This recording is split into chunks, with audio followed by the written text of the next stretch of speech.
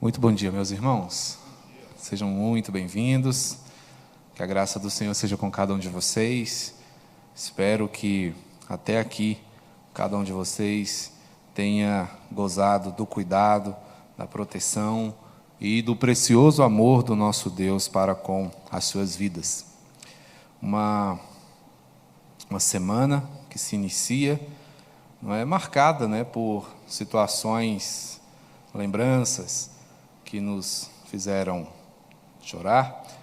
Uma semana que trouxe um feriado, um dia de descanso, mas que tem uma conotação triste, porque é dia de lembrarmos daqueles que partiram, e não obstante o feriado, dentro da sua perspectiva proposital, não nos sirva, a despeito disso, ele também nos serve de ensejo para lembrar daqueles que findaram a sua caminhada nessa terra.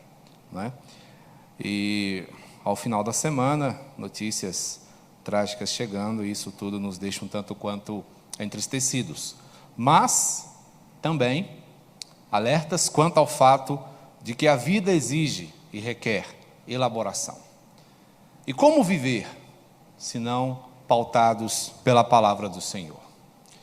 Nos esquecemos muitas vezes que a palavra de Deus é o nosso manual de vida.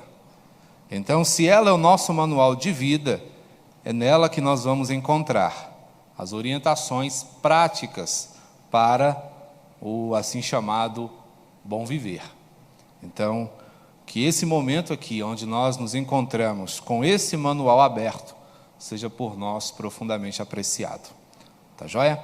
Meus irmãos, eu quero retomar com vocês, as reflexões baseadas no capítulo 5 da primeira carta de Pedro, dos versículos de 1 a 4.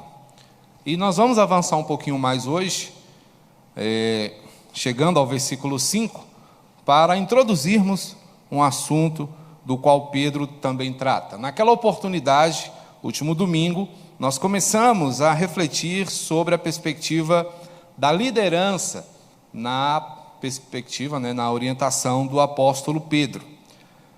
Por ocasião do tempo, nós não pudemos terminar, mas hoje nós esperamos no Senhor concluir essa reflexão e seguirmos adiante, finalizando dentro de pouco tempo o estudo da primeira carta de Pedro. Primeira carta de Pedro, capítulo 5, dos versos 1 a 4, inicialmente.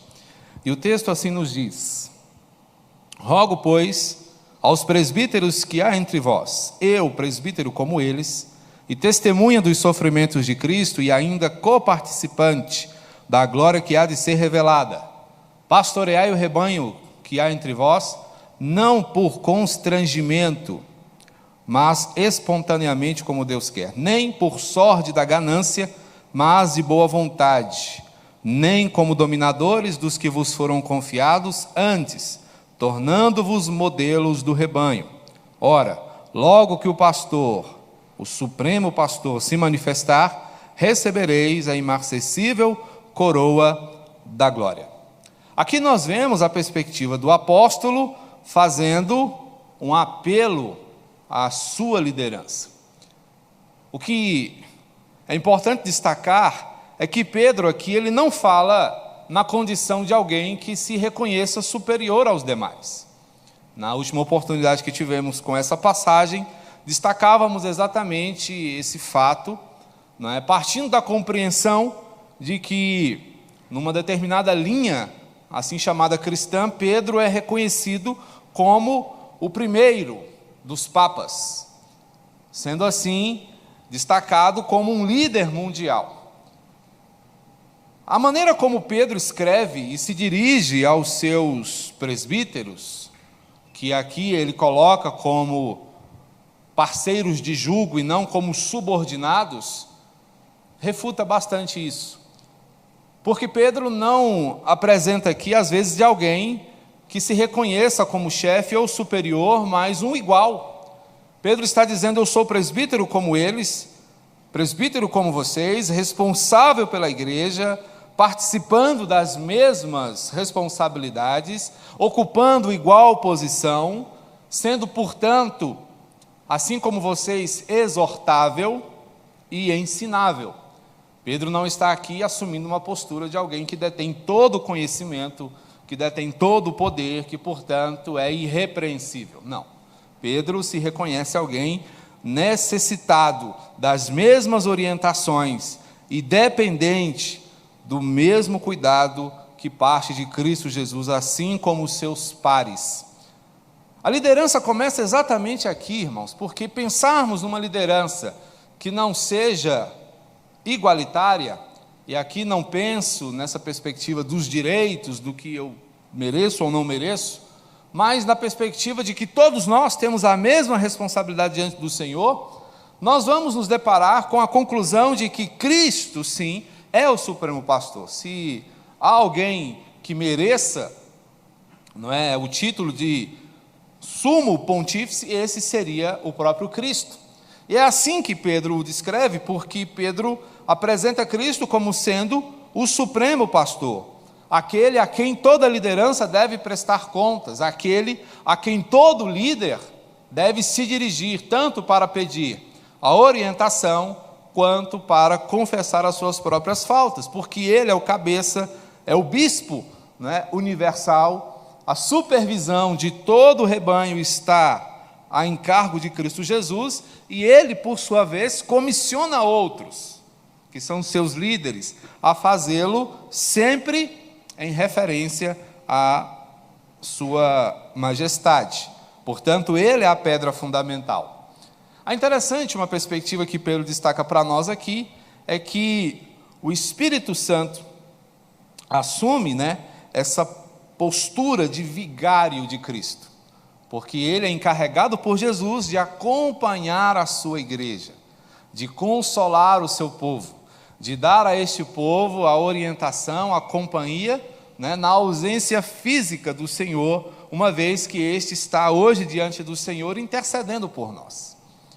Gosto muito de pensar na ideia de que Cristo ora por mim todos os dias, e que Cristo fala com o Pai a meu respeito todos os dias.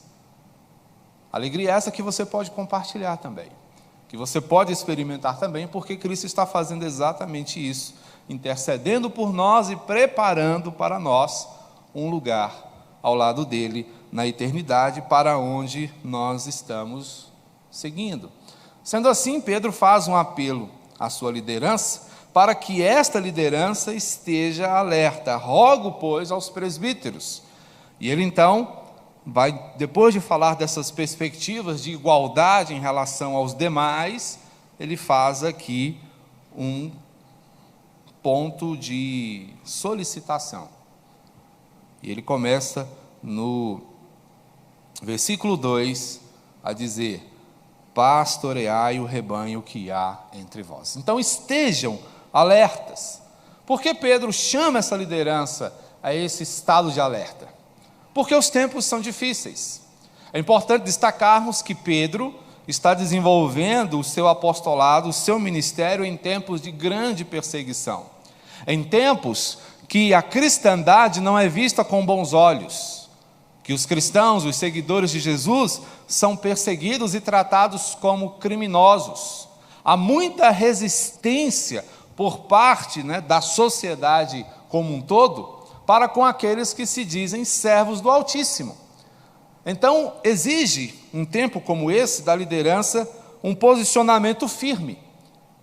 Então, o que Pedro está conclamando os líderes a fazer, não é a se colocarem como policiais da igreja, mas ele está conclamando essas pessoas a conduzir a igreja de modo firme em tempos assim. Se nós formos observar a perspectiva de outros escritores que viveram a mesma época, como é o caso de João, nós vamos perceber que, a despeito da perseguição, ainda há deturpação da fé. O enfoque de João já é mais no sentido de manter os cristãos firmes dentro da sua perspectiva de fé, porque, não obstante as interferências externas, a perseguição, haviam também problemas internos, que eram as heresias surgindo, né, no seio da igreja. Líderes falsos, né, se levantando na igreja para perverter o caminho da igreja, para tirar a igreja dos trilhos nos quais Cristo a colocou. Então, são muitas as dificuldades e é necessário, portanto, que os líderes estejam atentos, que eles conduzam o povo, e aqui Pedro diz que eles devem ser modelos do rebanho. E aqui fica bastante forte a responsabilidade do líder, porque se ele pretende ser um modelo, o que se espera é que ele se ache fazendo aquilo que ele recomenda, que ele dê o exemplo daquilo que ele mesmo aconselha. Portanto, eles devem cuidar, para que a igreja cuide dos seus membros. Nós temos pensado aqui, meus irmãos, sobre o trato de uns para com os outros. Se nós queremos ser irmãos que se ajudem, que se fortaleçam, que se amem e que se honrem, isso precisa ser visto também na própria liderança. Portanto, ela deve ser o exemplo de proteção, deve ser o exemplo de serviço, o exemplo de organização e o exemplo de diligência. Depois ele vai dizer que líderes também estão encarregados de fazer com que a obra caminhe. A ideia do pastoreio está presente nas recomendações de Pedro, porque ele vai destacar mais uma vez a questão da igualdade entre eles, uma vez que são todos testemunhas tanto dos sofrimentos de Cristo, como também da glória futura prometida àqueles que fielmente se mantiverem no caminho. Pedro foi um desses, que teve as suas dificuldades no início, muita teimosia, muita renitência, muita confiança em si mesmo, mas que depois de algum tempo aprendeu e está aqui agora recomendando estas coisas à sua liderança. Depois de fazer esse apelo, Pedro então começa a exortá-los. A ideia de exortação é o encorajamento. E isso casa perfeitamente com a perspectiva da liderança, porque liderar é encorajar. E não é fácil encorajar. Porque quando você parte para a ideia de encorajar alguém, você presume que ela está atemorizada, que ela está propensa a recuar, ela está a ponto de desistir. E você chega para alguém nessa situação e diz: continue, prossiga, mantenha-se firme. Não é algo necessariamente fácil de fazer, porque há uma decisão que está a pelo menos 80% de progressão. Então já está quase configurado. E você chega com uma perspectiva diferente. Gosto muito quando o Senhor encoraja Josué. Observemos a situação que Josué está experimentando. 40 anos sendo liderado por Moisés. Um líder, não vou dizer insubstituível, mas muito peculiar. Marcado por uma intimidade profunda com Deus. De repente, este líder finaliza o seu tempo. Depois de 40 anos de condução, antes da conclusão do projeto, ele é retirado de cena. E o Senhor se dirige a Josué dizendo: Moisés, meu servo, é morto. Dispõe-te agora, juntamente com todo o povo, e atravessa o Jordão para a terra que eu prometi aos pais deles.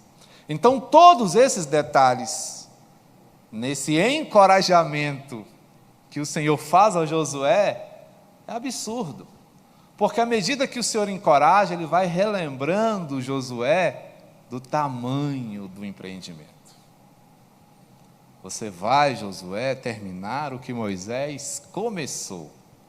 Moisés, meu amigo, meu chegado. Não é fácil você substituir alguém que você considera grande. Não é à toa que o tradutor da Bíblia dá um título a essa passagem, como dizendo: o Senhor se dirige a Josué e anima-o. Não é difícil imaginar Josué desanimado com uma tarefa desse porte. Será que eu consigo? Será que eu não vou estragar tudo? Será que vai dar certo esse negócio? Será que esse povo vai me ouvir? Será que essas pessoas vão me seguir? Mas a perspectiva que nós precisamos considerar aqui é a de que quem lidera de fato é o Senhor. E aí, quando observamos a sequência daquele texto de Josué, a gente vai mostrar que o encorajamento que o Senhor faz a Josué não é a que ele continue a obra pautado em si mesmo. O Senhor estimula Josué a se lembrar dos conselhos, a se lembrar da palavra, a manter-se firme e a lembrar de que quem o chamou para a obra foi o Senhor. Portanto, ele não está diante de um empreendimento humano. Então, o encorajamento passa por essas coisas. E um líder precisa ser encorajado. E aqui Pedro está encorajando a sua liderança. Pastoreiem. E o termo pastorear envolve muita coisa. Envolve aconselhamento, envolve encorajamento, envolve estímulo, envolve disciplina, repreensão, cuidado, amor, dedicação, uma série de coisas que estão dentro do escopo do verbo pastorear.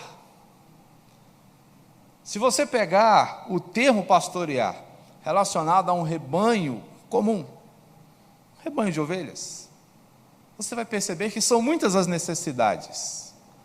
Eu vivi durante algum tempo numa região de vocação rural, e ali eu conheci muita gente que vivia da lida com rebanhos.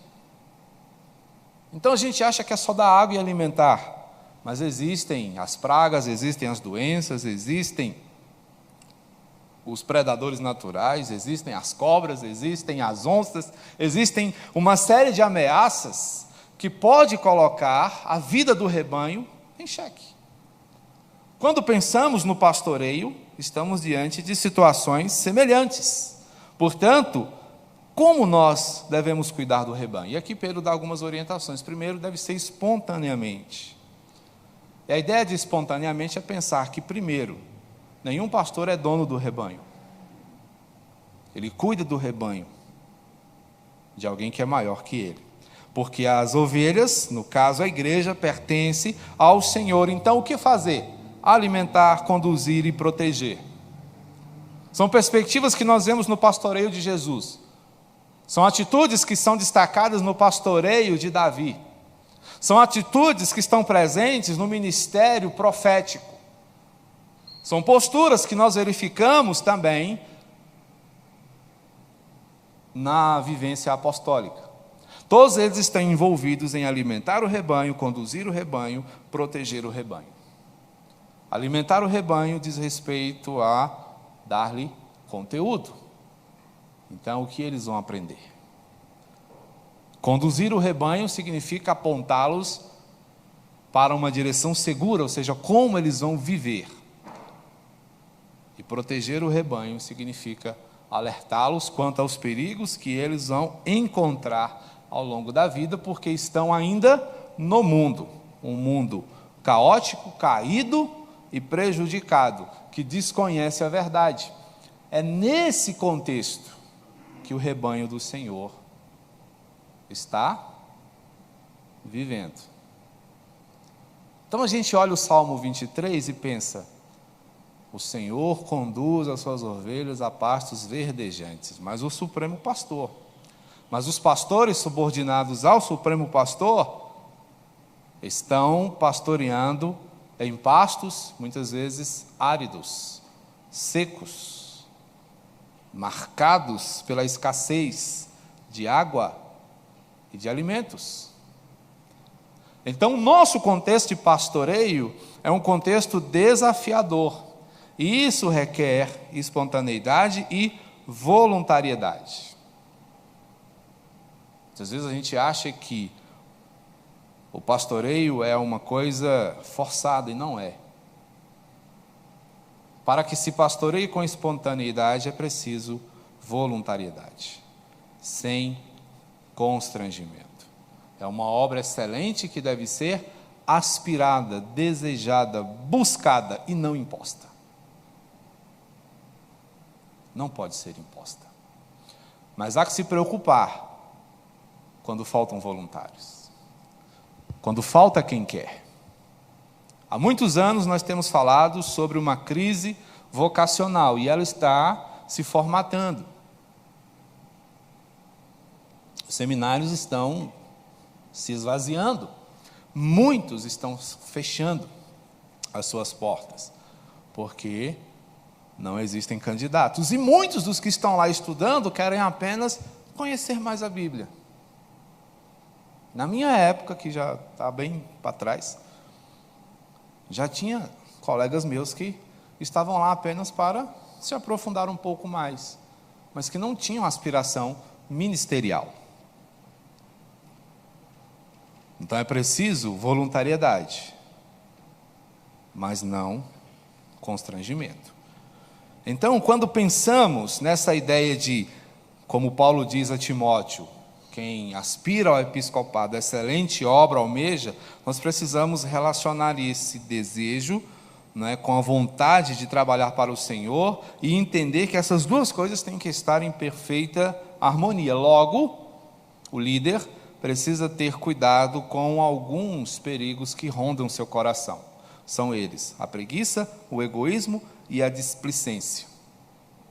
Por isso, o pastoreio deve ser dedicado. Segunda parte, aqui do verso 2, nem por sorte da ganância, mas de boa vontade. Porque o serviço é dedicado à glória de Deus. Citei na semana passada um trecho de um artigo do pastor Omar Ludovico, onde ele escreve um artigo intitulado sobre pastores e lobos. Você pode procurar na internet, está lá. E há um momento em que ele diz que lobos procuram os bens das ovelhas ao invés de se preocuparem com o bem das ovelhas. Então Pedro ele faz um alerta contra a ganância ministerial. Pastores que estão pensando antes em si mesmos, no seu bem-estar, e não estão preocupados em fortalecer as ovelhas. Denúncia esta que o profeta também faz. Denúncia contra os pastores de Israel, que deixaram as ovelhas fracas de lado, que não cuidaram daquelas que estavam desgarradas, que não buscaram aquelas que estavam perdidas. É o pastoreio desonesto, é o pastoreio, despido do compromisso com o Senhor, mas que se envereda pela exploração. Tanto que a recomendação para nós é a do contentamento. Que nós estejamos contentes com a nossa vida, com o nosso trabalho, com o nosso sustento, com a nossa compreensão do que significa fazer o que nós fazemos. Isso, obviamente, não define que o pastoreio, a liderança, seja algo fácil. Como nós temos falado desde o início, é algo extremamente desafiador.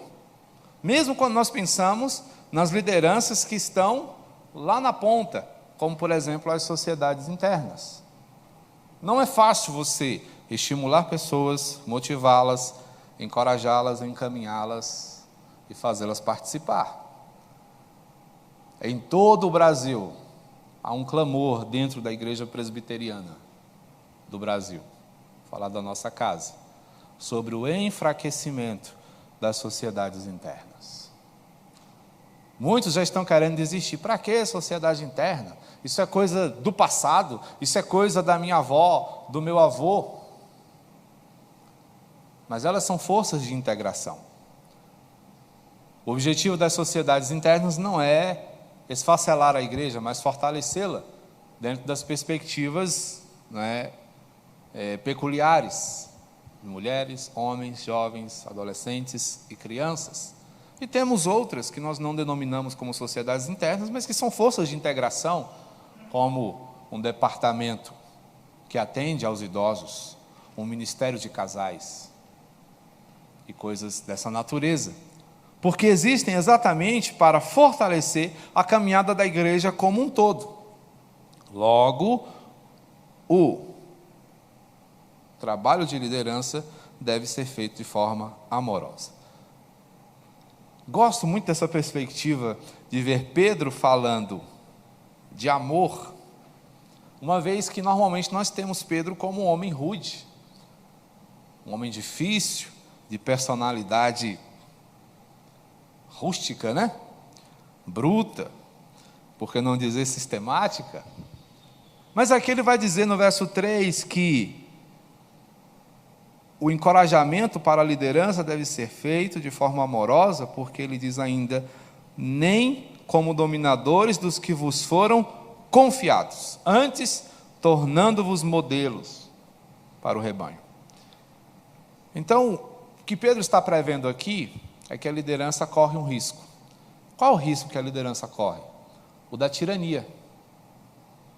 A tirania é a falta de diálogo. A tirania é a falta de compreensão do que nós estamos fazendo. E ainda a falta de compreensão de quem somos nós ao fazermos o que fomos chamados para fazer. Porque quem é a autoridade máxima? Não sou eu, nem cada um de vocês. A autoridade máxima é Cristo. É a esse líder que cada um de nós deve prestar contas. O pastor, o presbítero, o diácono, o líder, o presidente, todos nós. Nós vamos prestar contas a Cristo. É importante que você aprenda a perguntar o que Jesus vai me perguntar naquele dia. E aí, você foi presidente daquela sociedade interna? Fui, Senhor. De repente até um certo orgulho, né, sobe no seu carro. Fui. E se Jesus perguntar assim, e o que você fez pelas ovelhas, pelas minhas ovelhas, que eram membros da sua sociedade? Aí acho que a garganta vai secar. Aí eu acho que a gente vai engolir seco. Juscelino, meu filho, você foi pastor da primeira igreja presbiteriana em Sobradinho? Fui. E aí, o que você fez por aquele povo? Ah, Senhor, eu preguei. O quê? Como? Por quê? O que você ensinou para eles? Que exemplo você deu para eles? Essas perguntas tiram o sono de qualquer um, gente. Se você considerar quem é que te pergunta, não é? A gente fala numa blitz. O bom dia do guarda te assusta. Bom dia, cidadão. Bom dia. Você não sabe se chama ele de policial, se chama de guarda, se chama de senhor. E ele sempre austero, sério, pede seus documentos. E você está aqui. E você não fez nada. Agora imagine diante do Senhor, do Salvador, do juiz de toda a terra, perguntar o que você fez. Isso não é um desencorajamento. Então, por isso eu não quero ser nada. Jesus também tem perguntas a fazer a esses, tá? A parábola dos talentos não me deixa mentir. Então Jesus também vai perguntar, você foi membro da igreja, o que você fez lá? Você vai falar assim, eu não fiz nada, Senhor, então eu não estraguei nada. Tem uma coisa dura para dizer a esses também. Então é melhor fazer, na dependência dele. Portanto, nós precisamos ter cuidado com o risco da tirania, porque Cristo é a autoridade máxima e todos nós estamos submissos a Ele, é o que diz o verso 4, ora, logo que o Supremo Pastor se manifestar, recebereis a inacessível, inalterável coroa da glória. Por que Pedro está falando disso? Porque ele está aqui com a mentalidade, né, de que os melhores no seu tempo eram coroados com uma coroa de louros. Lembra daquela figura das Olimpíadas? Aquela coroa de louros que é colocada na cabeça do vencedor? Aquela coroa ela murcha, ela seca, ela se altera. Mas a coroa que Cristo tem para os seus vencedores não se altera. Ela não vai murchar, ela não vai cair, ela não vai se perder, ela não vai se alterar, ela não vai perder a sua essência. Portanto, vale a pena você se dedicar porque você está fazendo ao Senhor, porque nós, meus irmãos, somos dependentes da orientação do Santo Espírito do Senhor. E é com base nisso que nós podemos referenciar os outros. Percebam que nós saímos da nossa perspectiva e abraçamos a perspectiva eterna para poder dizer a alguém: viva desse modo, faça desse jeito. Não sou eu. O Jusceli não serve de referência para ninguém, porque o Jusceli é falho. O Jusceli tem medo. O Jusceli se exalta. O Jusceli perde a paciência. Fica chateado. Nós temos as nossas variações de humor, de personalidade. Tem dia que a gente está um doce, maravilha. Alguém te conhece naquele dia, que cara legal. Vá viver comigo uma semana. Vá me conhecer diante das várias situações que eu passo. Aí você vai saber quem eu sou. Quem cada um de nós é. Portanto, o serviço feito com humildade e pela motivação certa, que é o reino de Deus, esse sim nos envolve na perspectiva de vida correta, conforme João vai nos ensinar, lá no capítulo 13 do seu Evangelho. Se quiser dar uma olhadinha lá, vamos lá rapidinho. João 13, versos 4 e 5, o apóstolo do amor nos ensina, e nos diz assim: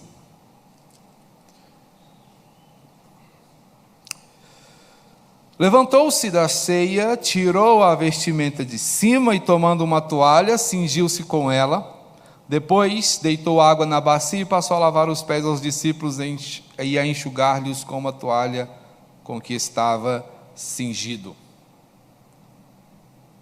Quando você olha para o exemplo de Cristo se humilhando, de onde você vai tirar a base para o seu orgulho, meu irmão? Como é que você vai conseguir olhar para alguém de cima e dizer: faça o que eu mando, mas não faça o que eu faço? Morre aqui tudo isso porque Jesus, sendo o rei, o supremo pastor, se humilha, desce até onde é impossível descer mais, para dizer: façam desse jeito. Portanto, liderança é amor, liderança é entrega. E quem se dispõe a liderar não pode pretender se engrandecer, porque não cabe engrandecimento na liderança. Paulo, antes de ser um líder da igreja, era um perseguidor da igreja. O seu nome tinha uma significação que remetia à grandiosidade: Saulo, o grande. Mas quando Paulo cai do cavalo e fica cego para enxergar a Cristo, ele começa a se chamar Paulo, o pequeno, porque Paulo entendeu exatamente isso: eu não sou nada diante do Senhor. Então, irmãos, a liderança não é lugar para celebritismo. Eu sou há tantos anos, eu faço isso há tanto tempo. Se você está há muito tempo fazendo alguma coisa, agradeça, porque, primeiro, o Senhor é gracioso, misericordioso, e o povo que você lidera é paciente.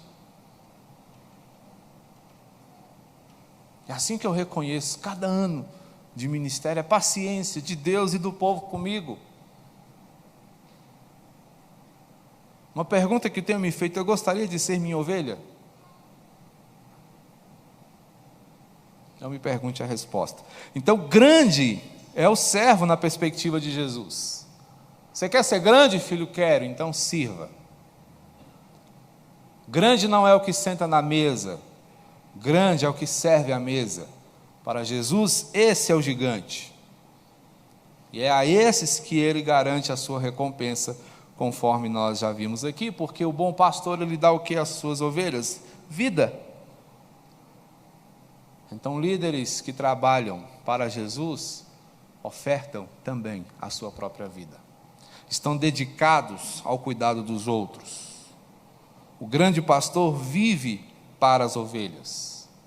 É assim que nós devemos viver também. Isso, obviamente, não significa anulação pessoal, mas uma entrega sincera e honesta do melhor que você pode fazer. Hebreus 13, 20 nos desperta para essa realidade.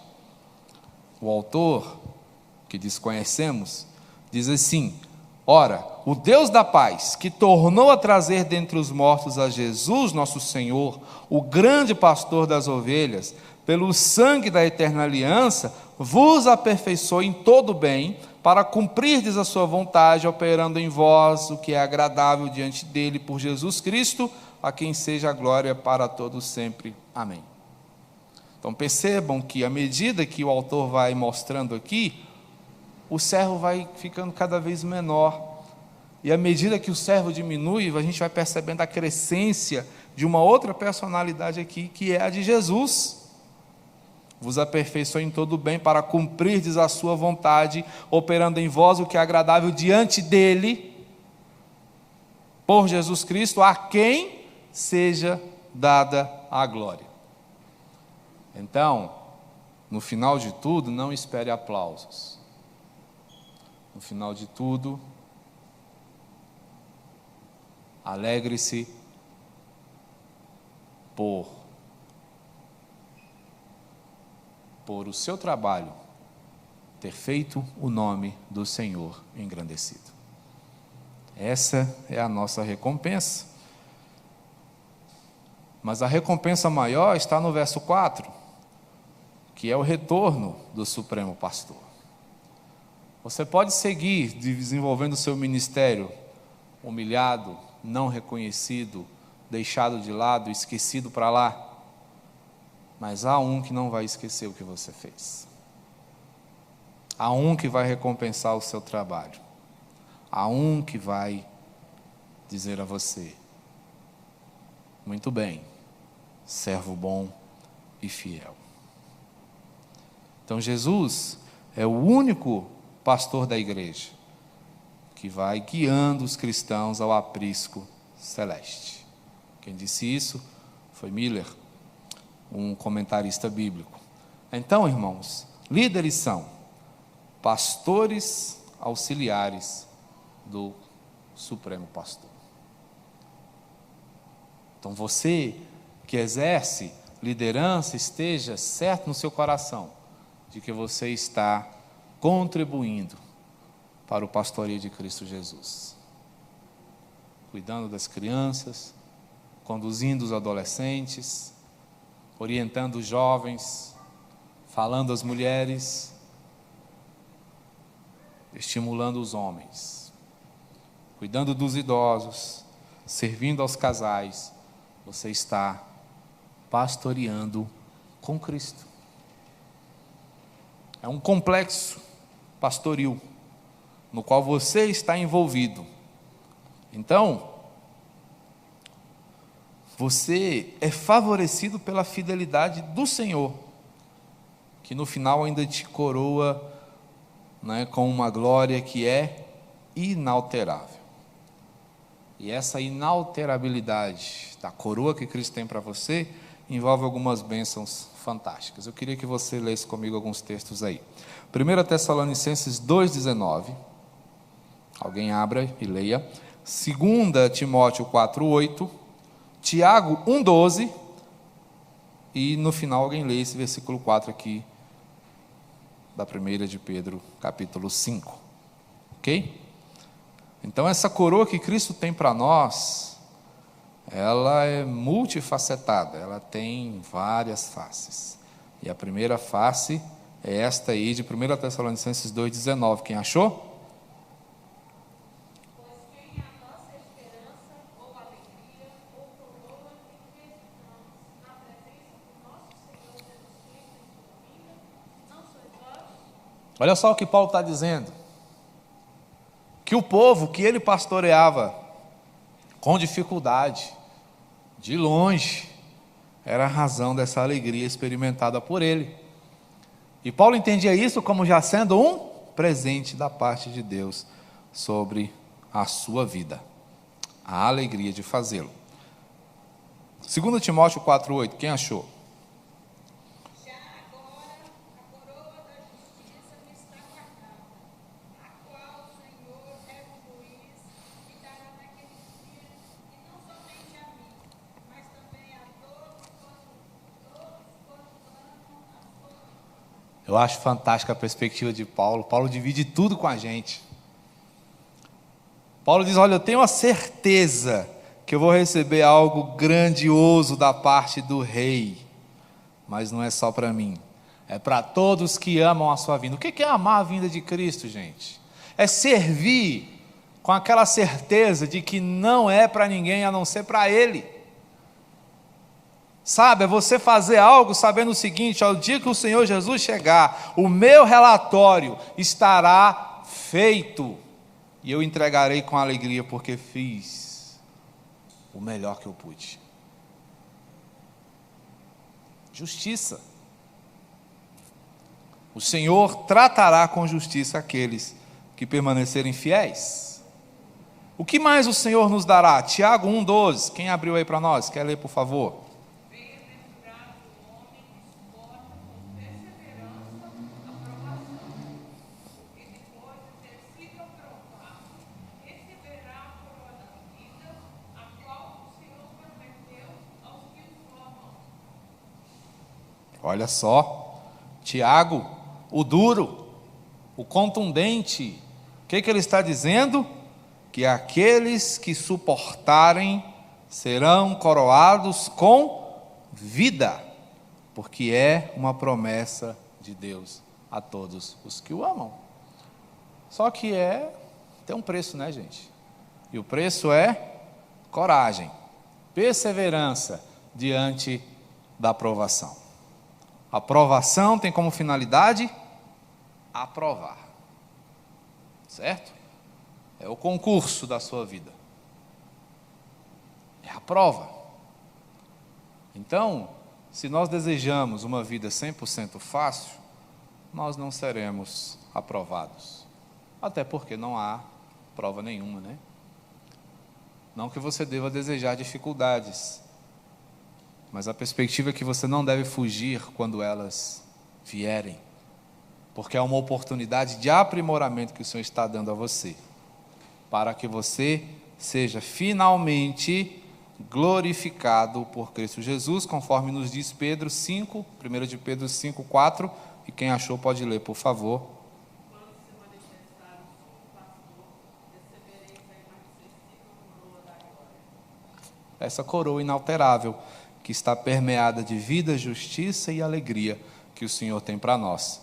Então, irmão, o conselho aqui diante de tudo isso é: sirva com a motivação certa, sirva de coração grande, envolva-se com a sua igreja, ame a sua igreja, dedique-se à sua igreja, porque ela é o campo que o Senhor te deu para você ser o cristão que você talvez jamais foi até agora.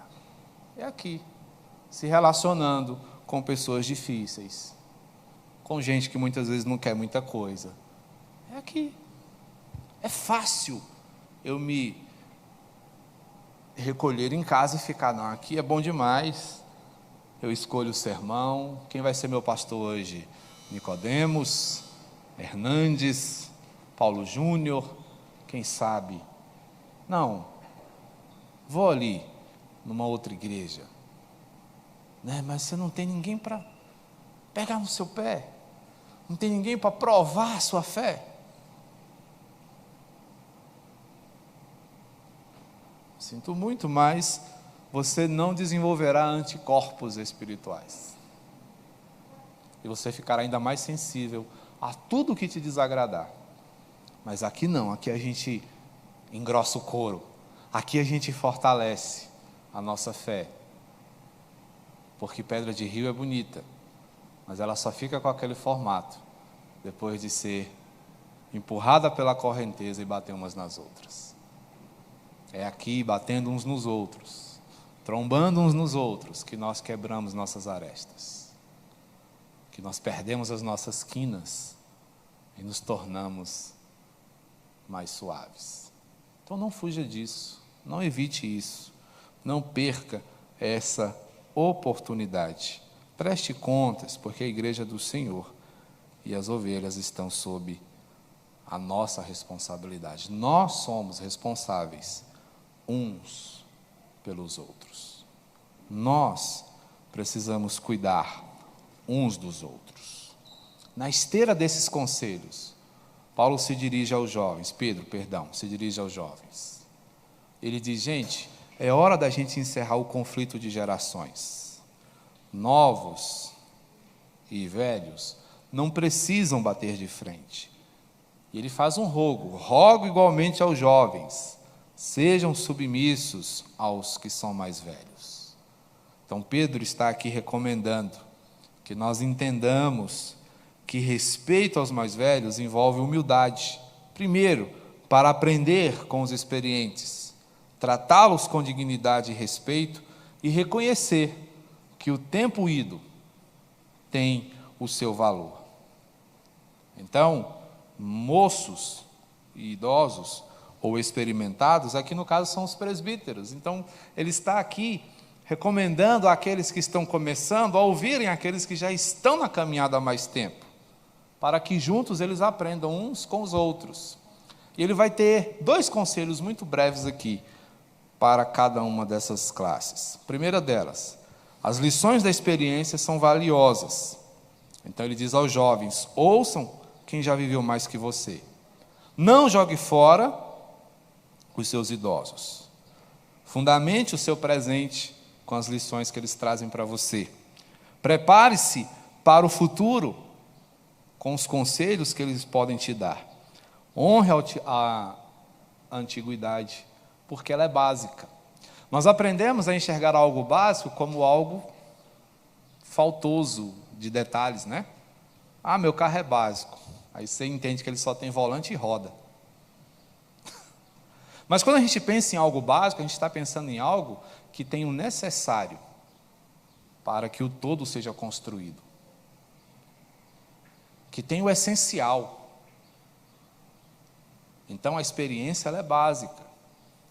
Então o jovem inteligente conversa com o idoso, porque ele tem muito a te acrescentar. Ao passo que o idoso também não deve olhar para o jovem e dizer assim, esse aí é um coitado, não sabe de nada. Mas ele tem a vitalidade que você já perdeu. Portanto, a vitalidade da juventude é necessária. E o que isso pode ensinar ao experimentado? Que você deve se abrir para o novo. Eu acho tão gostoso, tão bacana quando eu vejo um idoso usando a tecnologia, ao passo que muitos resistem, né? Mas abra-se para o novo, porque quando você faz isso, você se liberta do passado. E você mostra que você está dando continuidade à sua vida, vivendo novas experiências e se desafiando diante do inédito. Então, se o jovem tem que honrar a antiguidade, ao idoso, ao experimentado, eu digo, ouse conhecer, ouse experimentar o que você ainda não viu. Então, que nós possamos, irmãos, entender que somos um organismo vivo, que se submete uns aos outros, com o objetivo de fortalecer todos de igual forma. Que Ele mesmo, o nosso grande e supremo pastor, nos ajude nesse empreendimento, porque Ele é maior que nós. Vamos orar? Bendito Senhor, muito obrigado, porque nos ensinas, a nós, tão carentes de instrução, que o Teu amor poderoso nos capacite dia após dia, a seguirmos firmes, ó Deus, na direção proposta pelo Teu amor. Capacita-nos, ó Deus, a todos, a sermos mais do que somos agora, sempre fundamentados na Tua palavra, seguindo firmes na direção que o Senhor nos aponta. Obrigado, ó Deus, por Tua igreja reunida nesta manhã. Seja com os Teus filhos ao longo desse dia. Conforta-lhes o coração, intensifica-lhes a fé, para que em todo o tempo, ó Deus, sejam alvas as suas vestes. E a sua caminhada agrade àquele a quem todos nós devemos prestar contas. Obrigado, Deus, por tudo. Nós te louvamos em nome de Jesus. Amém. Recebam a bênção, irmãos. Que a graça de nosso Senhor e Salvador Jesus Cristo, o amor de Deus, o nosso Pai, e o consolo, a orientação e o poder do Espírito seja com todo o povo do Senhor, para que no dia da manifestação do Supremo Pastor, aqueles que serviram, que se dedicaram, sejam coroados e alegres, glorifiquem ao Senhor por todo sempre e pelos séculos dos séculos. Amém.